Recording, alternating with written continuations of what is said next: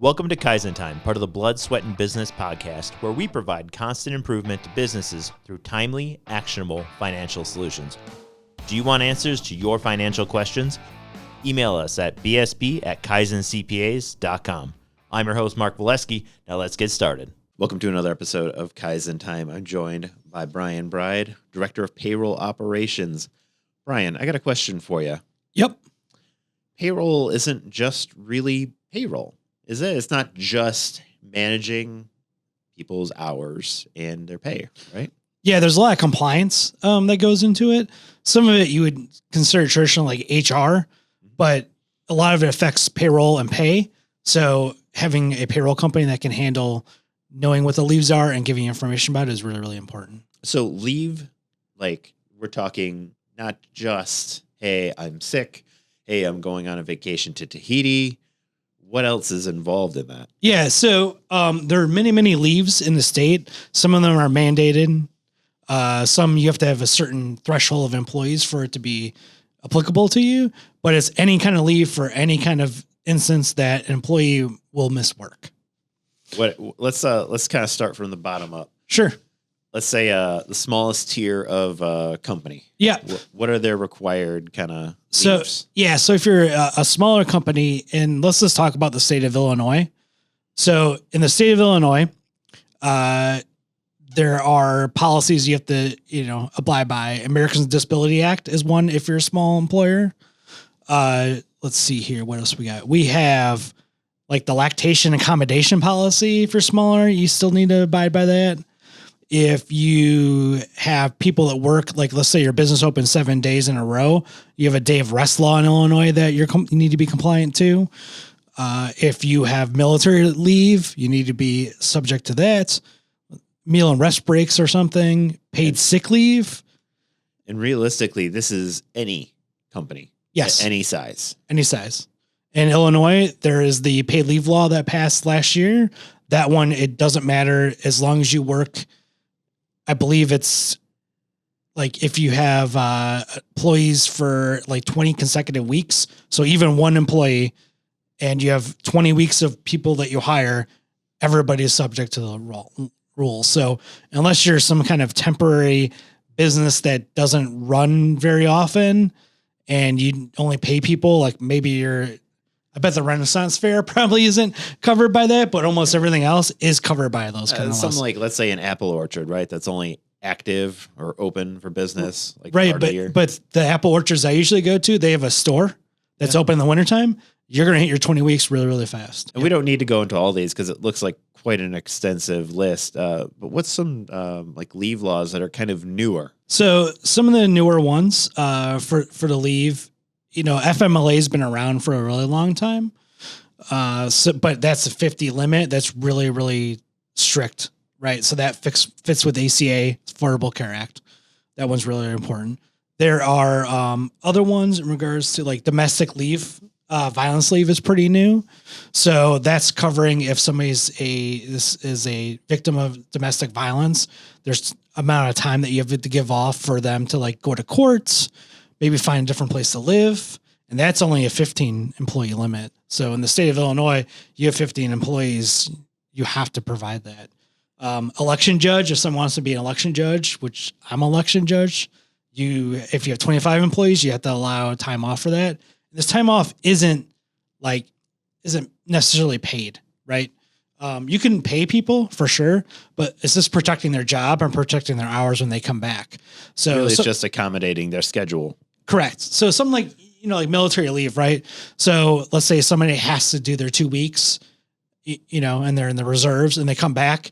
And then if they were at 40 hours before, you really can't limit them unless there's other requirements. There's a very legitimate reason. So where do we really see the biggest changes in leave recently?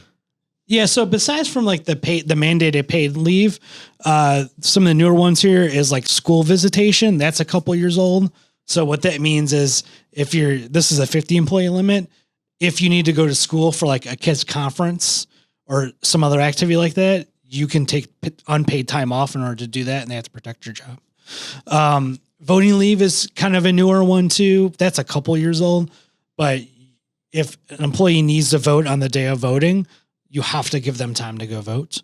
And then the pregnancy, childbirth, and child rearing leave, that's to protect, you have FMLA, the 12 weeks, a lot of it's unpaid. A lot of people don't have maternity leave, but that's just protecting it further than FMLA. That's an Illinois state law to really protect people's jobs when they aren't able to work because they had a child. Another one is a pay transparency. That one's also pretty new for state of Illinois. That's the one you've probably seen it, where you have to label on your job applications, your job, what are they called? Job ads. Okay. What the range of the pay is, right? Gotcha. So that people can see it. New York was a big one leading it, but Illinois has it. That's going to be in almost every state in the next couple of years. Brian, I want to get into a little bit of how payroll operations actually manages this, because kind of keeping in line with this seems like it's very labor intensive, and the smaller the company, the more labor intensive it seems like, because you don't have a lot of staff to manage it. Absolutely. So everybody's probably seen the federal labor law posters like in their lunchroom. I have. Yeah. So you have to post the federal labor laws, but some of the state ones, they have different postings, like minimum wage you have to post, the sick leave items you have to post, but those are pretty small, like 8x11 sheets you have to post. But all these other policies, they have to be in writing. So that's where your employee handbook comes in line. Now, states don't mandate an employee handbook. There's no state that says you have to have an employee handbook, but the employee handbook is the best way to put in all your policies and procedures to know you're compliant. So if somebody says, I don't know about that, you say, well, here's the handbook, and then you sign off on this day. So that's really where payroll comes in. So there's a couple ways you do that. One is with onboarding. When you onboard a new employee, if you do self-service and you do it in the portal, then you can have them read the handbook even before they start work and sign off on it. So they're saying, hey, I read all these policies. I know what my leaves are protected.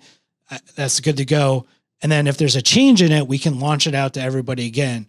So a lot of companies change their handbooks every year. They add policies, they take policies away, make changes. You can send it out through the portal and say, hey, everybody needs to sign this. And then you can track who signed it and who hasn't. And now, is that something that you guys offer through payroll? Yes, we do. That's the onboarding, and the handbook is, if you're going to update the handbook yourself, that's included with what you're already doing. We do have a third party that you can generate a handbook that is, state like specific. So that's really helpful for like when rules change, that you can add and remove policies as applicable, so that you are compliant. And then once you generate the handbook, give it to us, we upload it to your portal.